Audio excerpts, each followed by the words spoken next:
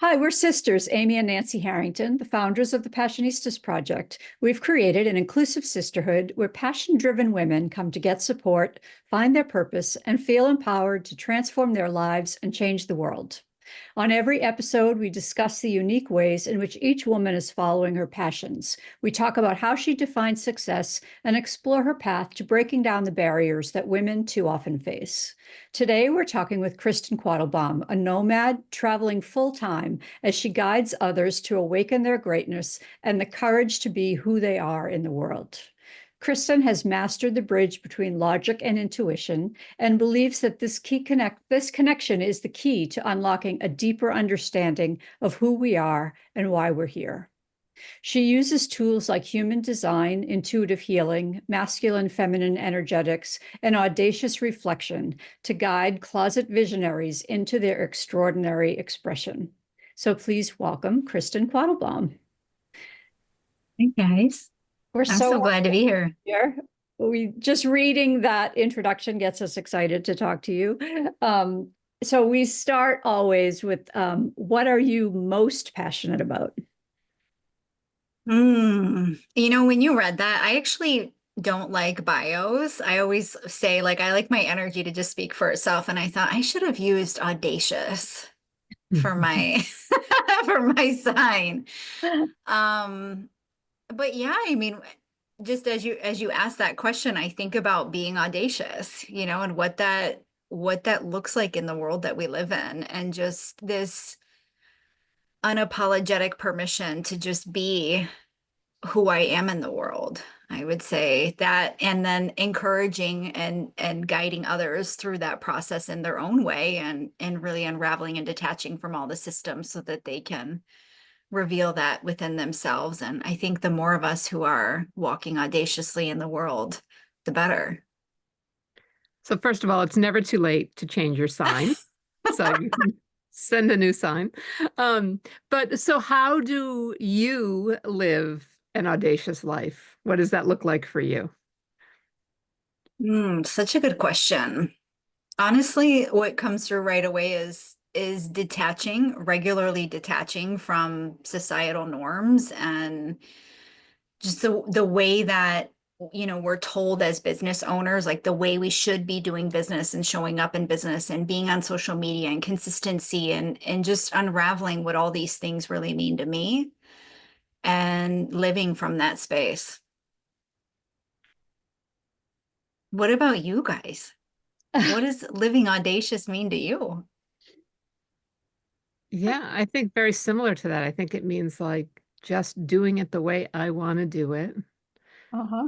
and not living by anybody else's rules. I feel like it's making bold choices and believing in yourself and knowing that the outcome is going to be for the best, no matter what that outcome is.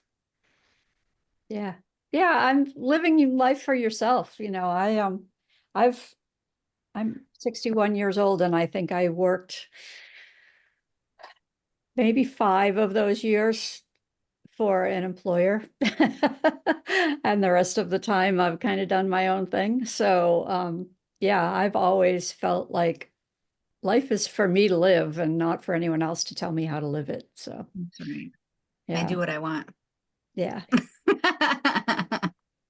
So, but you did spend 15 years in corporate. So tell us about what you did and that journey and how you got out of that. Yeah. So when I graduated college, I went right into climbing the corporate ladder because I felt that I couldn't be happy in my life until I had my career figured out. So I didn't date anybody. I didn't do any of that stuff until I had that career set. And it took some time for me to find that. And it was a lot of honestly leaning into mentors who saw something in me that I didn't see in myself. And I struggled along the way because I was looking and leaning on mentors a lot to tell me where do you see me? Because I can't tell you where do I want to be in 5 years?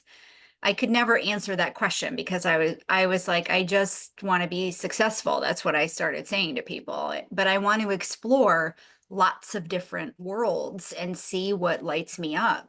I didn't have that one path that everyone around me seemed to have. And so that's what it was. It was like trying, okay, I'm excited about this opportunity, and I get really good at that thing. And then I would hit a brick wall. And then I would try another thing and get really good at that. And I was given tons of opportunities to excel and grow. And I was working for a bank at one point, and they were training me to be on the C-suite. Like there was like a lot of big opportunities that were given to me. But I found that with every one or every promotion, I was like, what's next? And it just became this, this hustling for achievements that didn't mean anything to me. And when I finally questioned what does this even mean to me? And why am I chasing this? At one point, I ended up experiencing a lot of anxiety. And so I went down the trail of hiring a therapist, and then I hired a coach. And with my coach at one point, she asked me, she said, who do you wear this achiever mask for? And right away I said, my mother.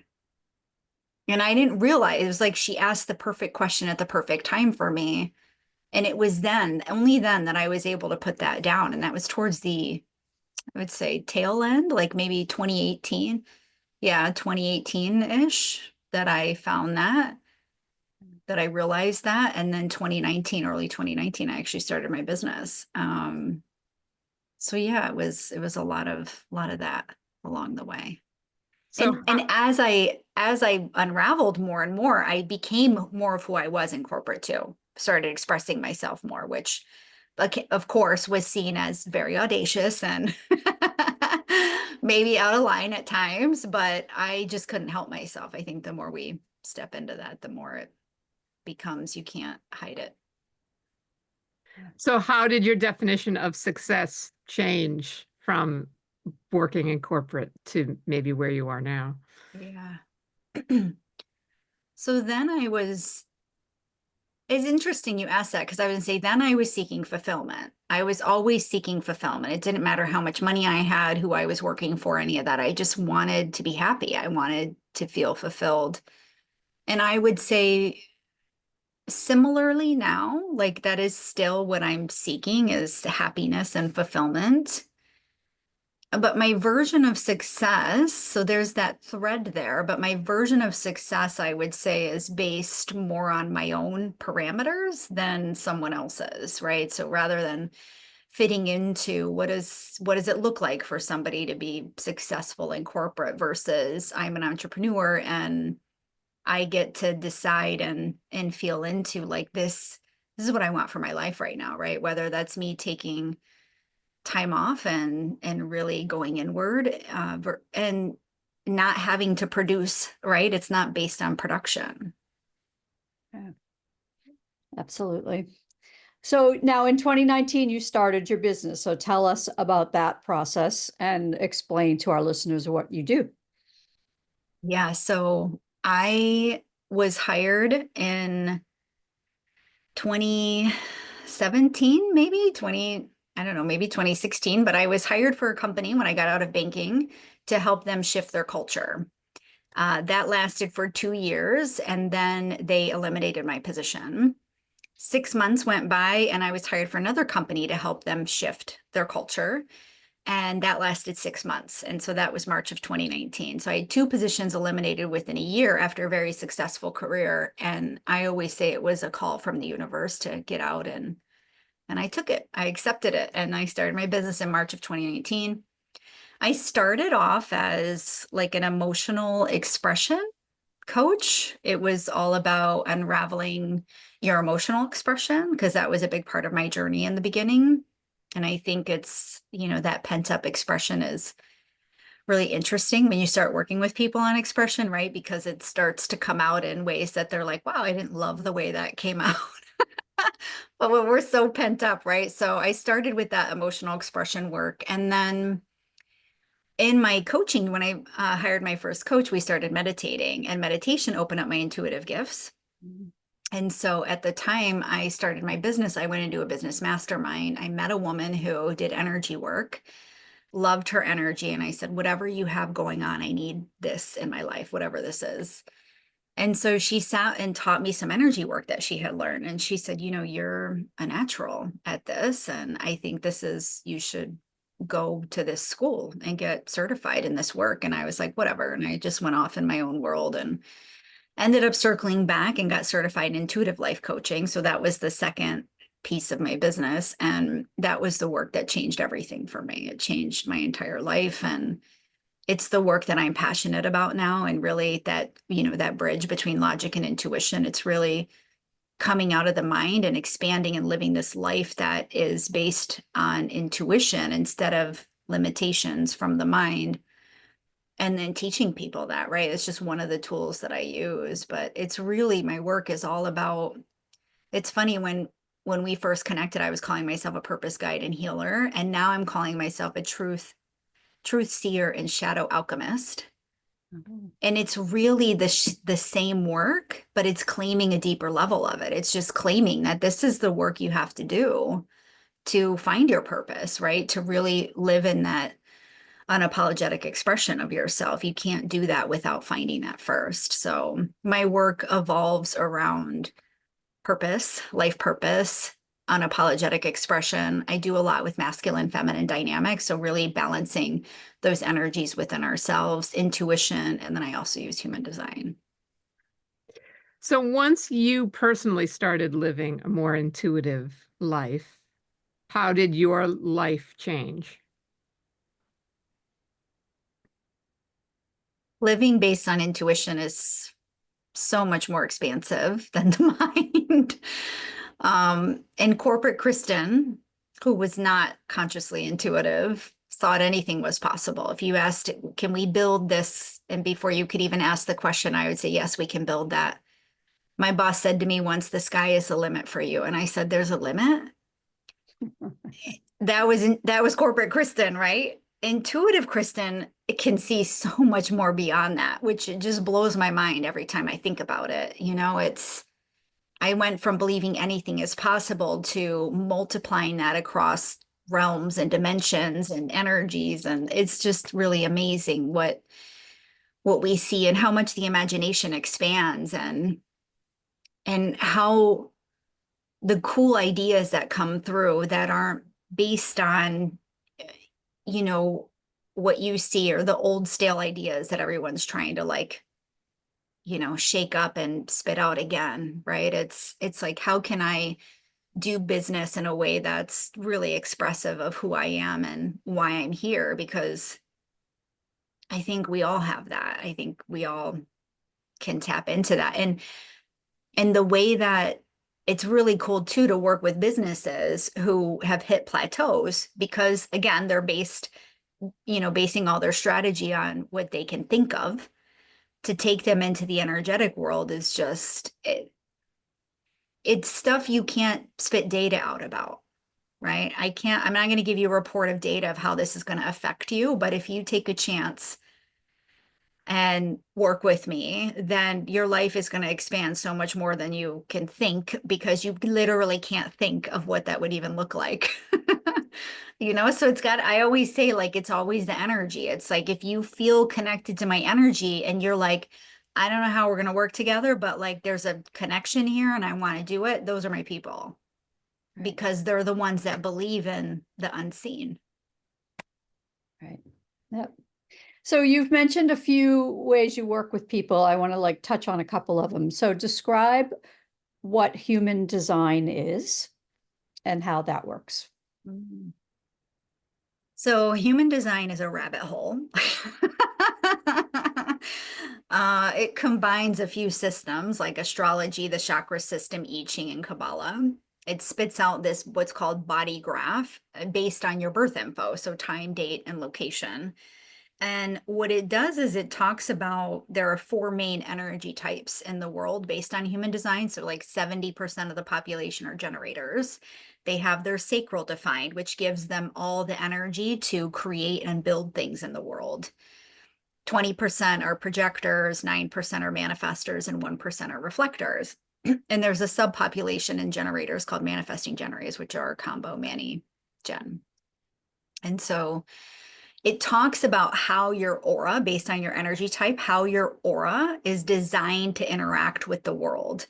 And then based on your definition in your chart, like your chakras, if you think about it that way, what's defined or undefined speaks to like where you have consistent energy, like where your gifts shine in the world. And then where you're not defined talks about where you take in energy and where you're more likely to be conditioned. So it's a, I've done so many tests in my life and looked, at life path, and I've looked at all different things, and Myers-Briggs, Enneagram, DISC, all the things. And human design is the one that has just hit the nail on the head for me, without, of course, giving your power away to any system. We're our own power. We're our own entity, right? So we get to decide that, but it's really interesting and it's a fascinating system. So now, is energetics tied to that? Is that part of what you just defined, or is that something different? Like the masculine, feminine? Well, yeah, energetics is something we've heard kind of referenced in your language. So I don't know what energetics means. And I Yeah. am interested in the masculine, feminine specifically as well. So Okay.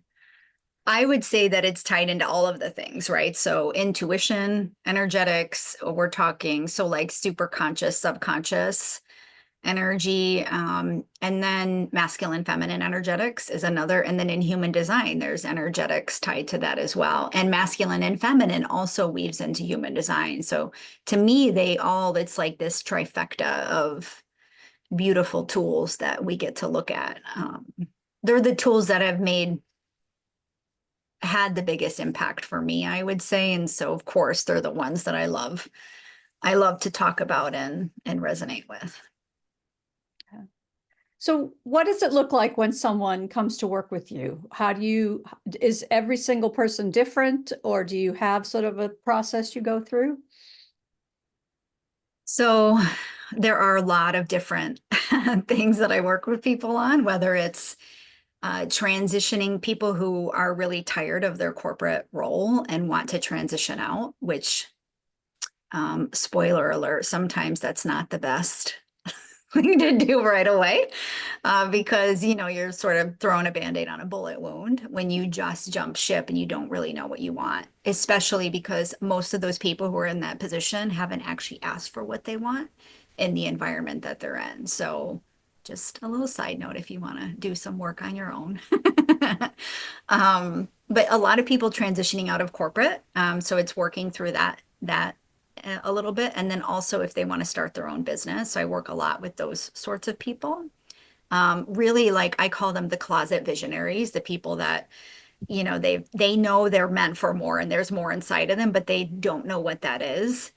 And so helping them navigate finding that and working with that either in the environment that they're in and or creating their own.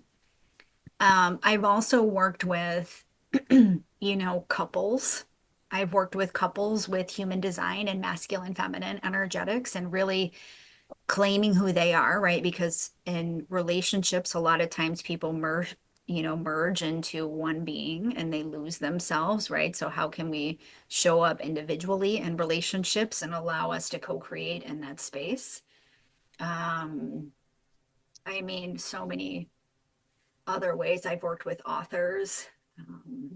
I've worked with businesses who are trying to disrupt, the therapy industry and create more energetics in the therapy industry, when in an industry that maybe it's not as accepted, for example.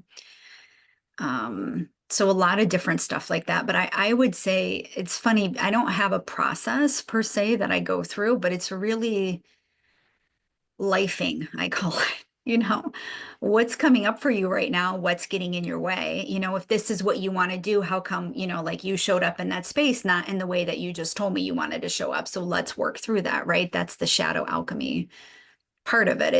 It's the facing the little things that get in the way when we say what we want, but then our reality is not matching that. So it's lifing. It's not, here's a 10-step system to go, express who you are in the world. It's not quite like that, It's a lot of fear, walking with fear and unraveling the fears. And but most people, I would say, that come to me have done some work on their own, and they're ready to be more progressive on that journey. There's nothing surface level.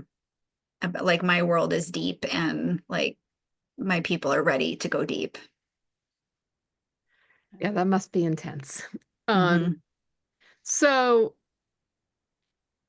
kind of, are you seeing common threads in the people that you work with? Are there like common, I mean, everybody's different, everybody's unique. Your process is different with each person, but it feels like the world is in a strange place right now. Yeah. And I'm just wondering, like, what are you seeing? And what is there any advice for people who may be feeling these common things that you're experiencing? Yeah, one big thing that comes through right now is, so a lot of those closet visionaries, those people, they know there's something else meant for them, and they're not exactly aligned with where they're meant to be. That feeling, and they're maybe frustrated because they've done a lot of things, read a lot of books, maybe hired other coaches, done different programs, and they're frustrated that they're not where they want to be. And what I've found is that a lot of them are still very surface level, right? Like, they've, sort of done this work from a very surface level perspective. Like, for example, what are your values? Right. I was just working with a client on this the other day, right? And she said, family was her number one value. And so I said, can you explain that to me? Can you tell me why is family, like, explain that to me? Is this like a ride or die? Like, I do everything for my family. I'll put my needs aside and step in for my family. And she's like, oh, no, that's not what this means.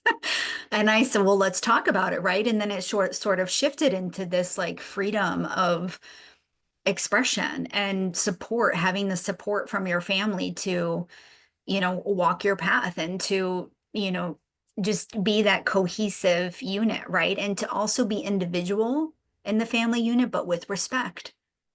Right. And so that's very different than saying family is my number one value. Right. And so it's really interesting to even do something like that with somebody, right? Like, walk through what are your values, because so many people live these quote unquote value driven life, but they don't really understand it. And for those who are even corporations, right? She actually did this exercise for her company. Unfortunately, a lot of companies aren't even going to question it, right? They're just going to say, oh, these are her values, and not even go a step further. But that's not even the truth. And then we wonder why we're not able to place people in positions that actually light them up, where they're fulfilled and able to give their best performance, because we don't actually understand them, and we're not helping them to understand themselves. Right. We just keep accessing life at this surface level. So I think that's one of the biggest things I've seen recently, especially now. And I think that in the environment, in the wild environment that we live in, it's more important now. We're being asked to go deeper now. And the other thing I would say, especially with the environment right now, is that our rituals, like our self-care, it's so cliche to even say that word, our self-care is so important right now, because, the energy around us it's not ebbing and flowing anymore. It just seems to keep ratcheting up. And so I believe that, us unattaching and really like claiming our own energy and understanding that, not getting lost in the world around us, is so super important right now, especially for those of us that feel the call and we're frustrated, but there's just a lot of energy that's sort of trying to pull us out of even going on our own paths. So it's super critical to be grounded and just anchored in to our own energy. That's so Yeah. interesting. I definitely am feeling that, and it's manifesting like in my body in different, like I've had back pain, I've had eye stuff, like all this stuff is I've been like, okay, I'm gonna get through this next phase in the world, and I'm calm, and I'm gonna be great. And I'm shutting myself out from the noise that I used to get sucked into. But it's like there's also a difference between being in your bubble and staying calm and letting it all and taking it all in and letting the negative energy impact you, right? Mhm. So like, how do you avoid internalizing the negative energy that's coming at you while you're trying to take care of you? To me, I was thinking I was taking care of myself by kind of like not showing a lot of emotion about what's happening. And in reality, I think I need to kind of let out more of this negative energy that is penetrating me subconsciously. Mhm. Yeah. I don't know if you have any thoughts on that. Yeah, so one of the exercises that I teach regular is grounding and protection. And it teaches you this. It's on my YouTube channel, actually. I can send you guys the link. So it's basically teaches you three energy bubbles. So you do a purple, a pink, and a white, 4, 8, and 12 feet behind you or around you. And the premise of it is that that purple bubble around you, the 4-foot one, is your bubble. It's your energy and nobody can penetrate it. The pink and white are energy bubbles that people can come into and you can sense them and feel them and witness them in their experience, but you're not taking it in. And so as empaths, it's really beautiful when we can witness other people in their experience, but when we start to shift into their energy, it's not serving them or us. And so it just really teaches you to anchor in. I was talking on a podcast yesterday about this actually. Like when we are super anchored in our own energy, we can be in a chaotic environment and witness it and acknowledge it and all the things without like, we're not completely like building a wall between us, right? I can witness it all, but I can stay anchored in my energy. And when you have a force in the room that's doing that, it has the ability to influence the room in such a profound way, right? Because people notice that, like, oh, she's not getting wrapped up in this. Like, her energy is calm. I feel drawn to her, right? What's going on there? How can I do that? And people notice it. And so I think that's where the real power is. It's really about protecting, knowing where your energy stops and another person's begins. And that takes work to do because especially for the empaths in the world, like they're just so used to walking into a room and like, oh, here's a lot of energy here, right? I never understood it. I never thought I was empathic, but when I was like in my 20s and I go out to the bar with my girlfriends and I'm like, this is gonna be the best night ever. We're have so much fun. And then I'd walk into a space and like my whole energy shifted. And I'd be like, what's wrong with me? Like, what? I was so amped up about going out tonight. And now, like, I don't want to be around people. Like, what's happening? I didn't understand that I was taking in other people's energies. It's just even like I've also spoken about like, kids who are diagnosed autistic. Like, I believe that they're super sensitive and we haven't taught them how to navigate that energy properly, right? And so what would that look like if we took kids who are super sensitive and we help them navigate that, right? And really understand like this is how you keep your energy. You don't need to absorb all this and that's around you, right? How can you create this container for yourself and navigate still receive the world around you, but from this space of like, but this is me, this is mine. I don't have to take in all that. Yeah. Yeah, we've had a lot of conversations lately with women who say that a lot of entrepreneurs are neurodiverse. And because of how they view the world and deal with the world, that's what sets them up to build this bubble around themselves where they control their environment and they have their own business. Do you find that with a lot of your clients? And is that something you directly deal with working with them? It's not something I like that we speak to directly. Um, it's tough, when sometimes I'm like, do we label things? Do we not label things? Like I kind of get in that space of, um, I never want there to be any limitations around anybody, but sometimes it helps us, to call it something, especially for those people that are looking for some sort of understanding or, validation of the way that they've been feeling. Right. I would say though that I don't always see the people that I work with super attuned to themselves. Mhm. Most of them are very attuned to the world around them, and it's more of a like we need to detach from all that so you can actually see who you are and navigate the world. We're just conditioned so deeply to follow. Even those of us that think we're leaders, we're born leaders, we're still so deeply conditioned to follow the track that's there, you know don't step out of it. You're always going to feel that pressure to come back. And to me, the journey is really all about continuing to question that and step out and say, no, actually, like it's harder to be over here on my own path because I feel all this pressure that's trying to pull me back in all the time. But like, I believe so deeply in this that I'm going to keep walking it. And the more I walk it, the more seeds I plant, the more energy, that trickles out and around me and the ripple effect. And, I have to trust that that's going to build more around me. But I think to me, it's more about detaching from the world around than it is some of them aren't even super attuned to themselves. So you've touched upon it a couple times, but talk more in depth about masculine and feminine energy. I think especially for women coming out of a corporate world, obviously we've been trained in this masculine space. And I know when I was in the corporate side, the studio side of entertainment, I really tried to shut down my feminine energy as much as possible.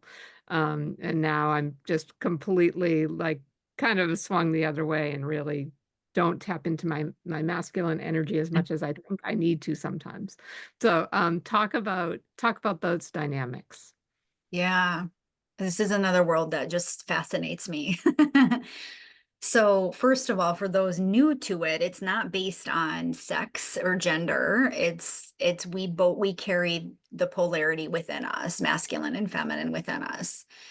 And so it's really the masculine is all about safety, the foundation, it's the container, right? It's just this safe space to land.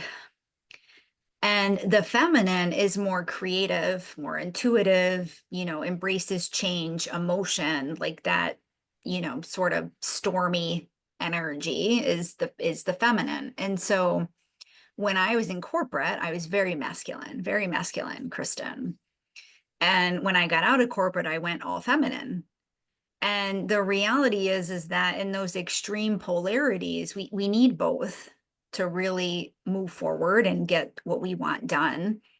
So we have to be able to, this is so interesting because I'll share this quickly. When I was working with a client who is wants to get out of corporate, and they've eliminated her position. They gave her 90 days to find something in the company or move on.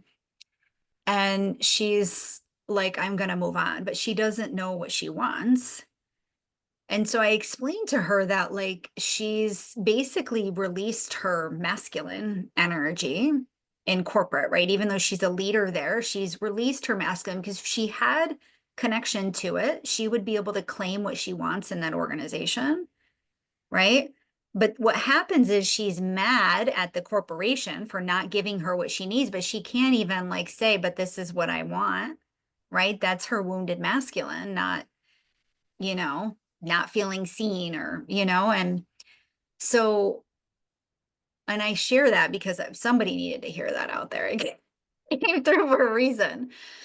But what happens is when we're all in our masculine, we move forward, and I would say a very the creativity isn't there, right? It's more like robotic production based feminine energy allows us to bring in that creative, intuitive energy. And so when we swing all feminine, we don't get anything done because we have no structure to put it in.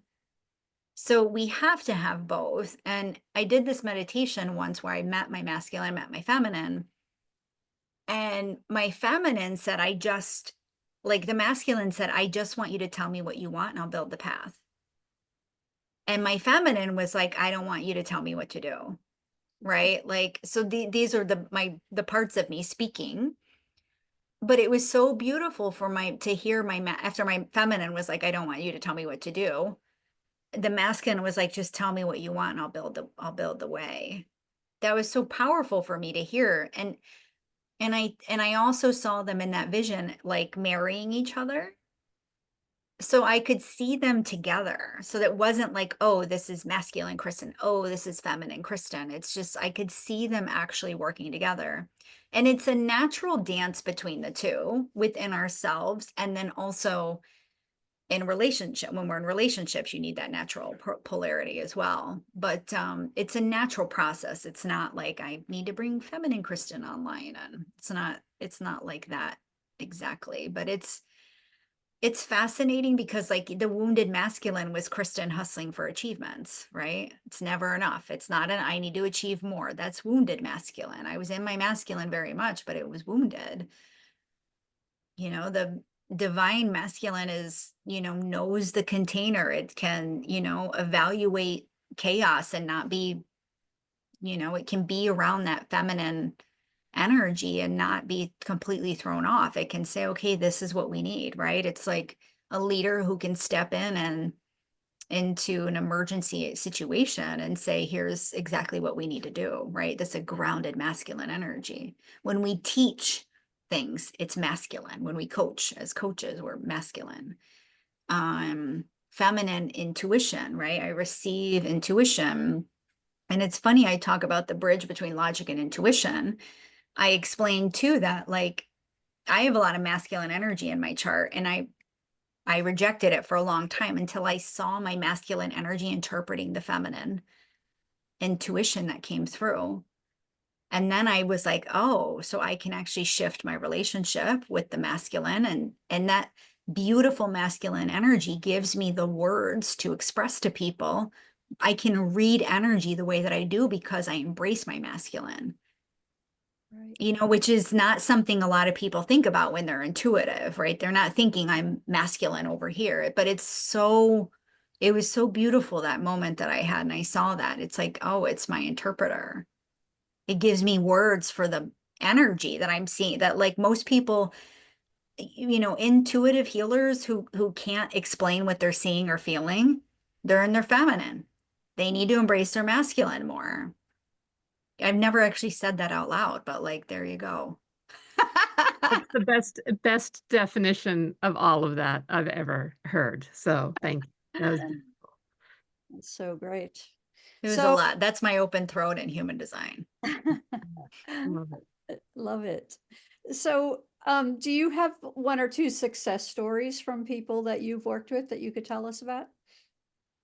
Oh, goodness. Well, I will tell you that one of the couples that I'm working with right now, actually, we're on the verge of divorce. She was very in her masculine, he was very in his feminine, and now they have completely swapped roles and they're happier than they've ever been in their marriage. And that's very rewarding to see. It's just, and reading their human design, explaining the human design dynamics in their relationship. And he has more confidence. He's manifesting the shit out of his life. Like so much is happening in their relationship because they've claimed who they really are, not who they thought they were. Right. Um, it's just, that's been very, very rewarding to witness. Let's see, another success story.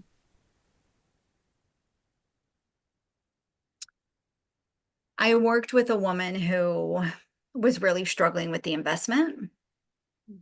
and making an investment. I think a lot of people get stuck in that fear of investing in themselves and the payoff of it all. And when she decided, so when we were going back and forth on it, I actually spoke to her and I said, you know, she said, I'm depleting my savings. I'm running through my savings to run my business right now. And I said to her that you can either deplete all of your savings and basically continue with the same patterns and decisions that you've been making, or you can take a chance. We can go 3 months and see what happens, see what shifts in your business, right?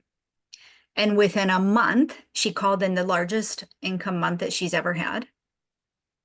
And we even went on like, I even worked with her on a payment plan and spread out her payments further. And she was like, nope, I want to pay you in full now. Like all of that shifted for her, like just by making that decision. And I don't think that we give ourselves enough credit for what that means, right? When we just claim that energy, when we say like, this is what I want.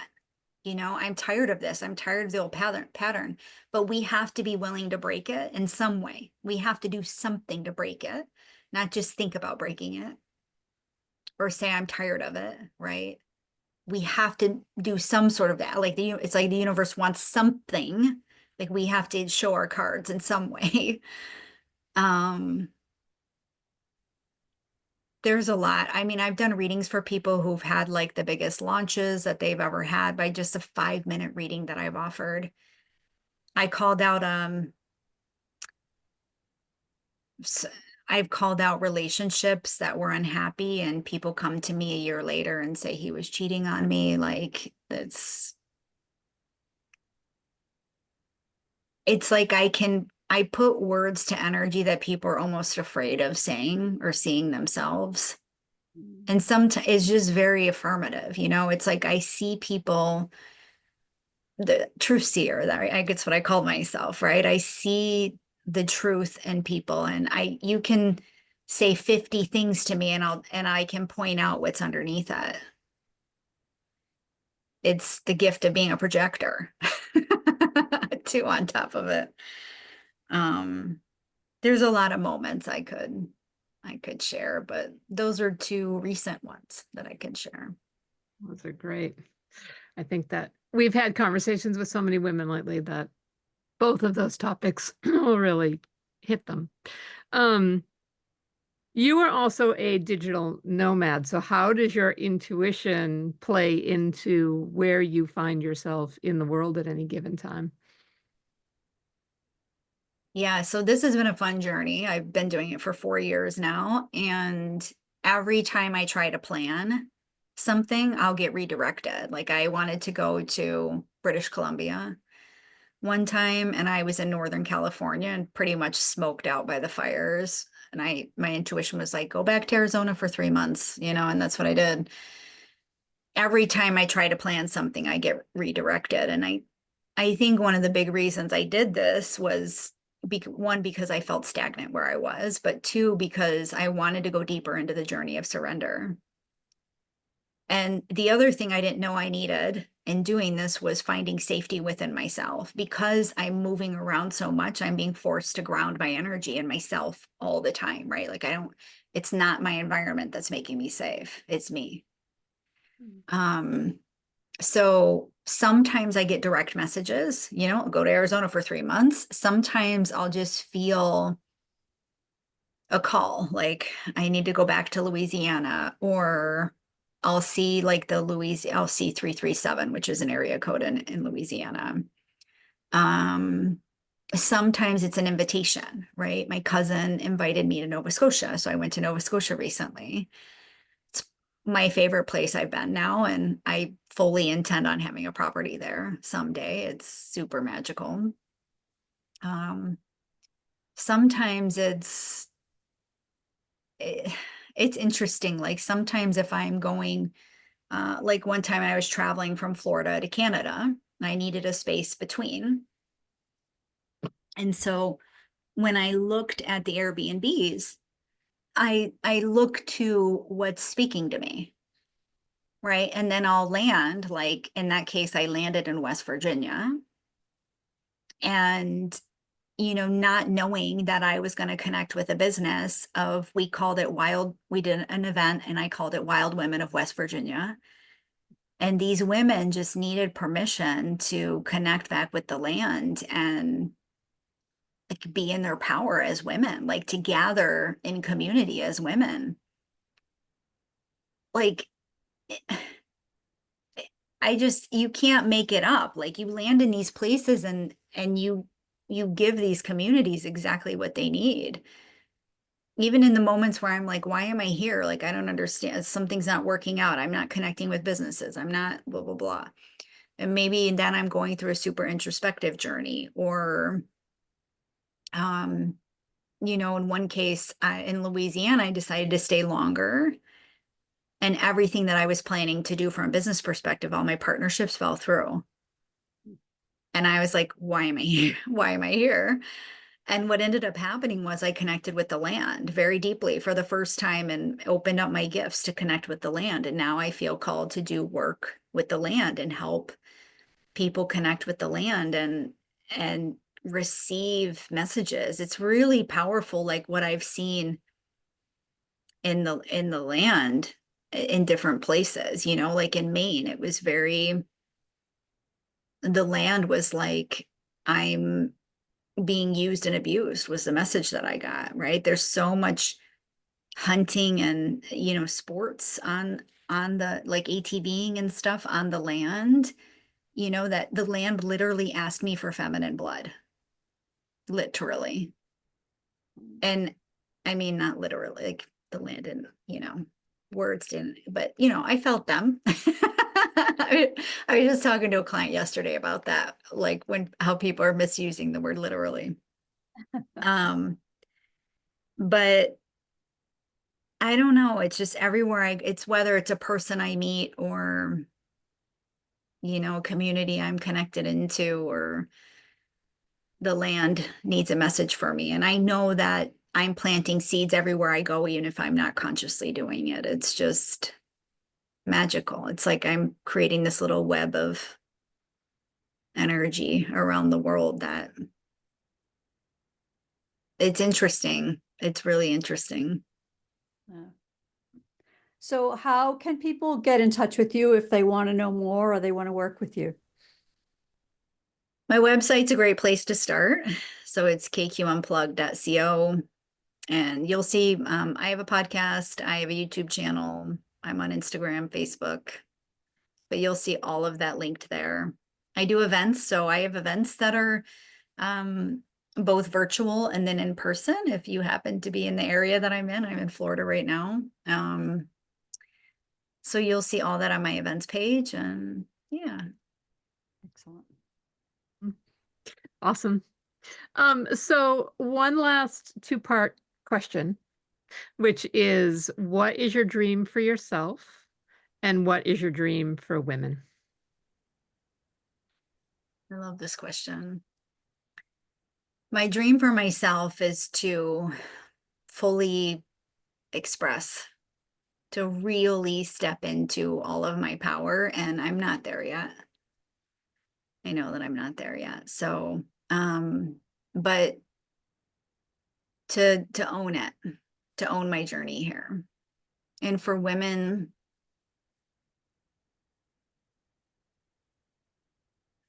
what comes through is to see their power, but not necessarily in like a feminist kind of way,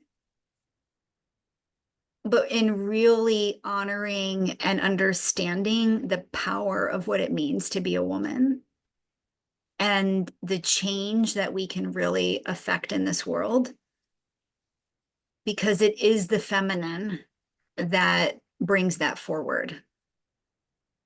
And we are the greatest expression of that as women. So more of that, please.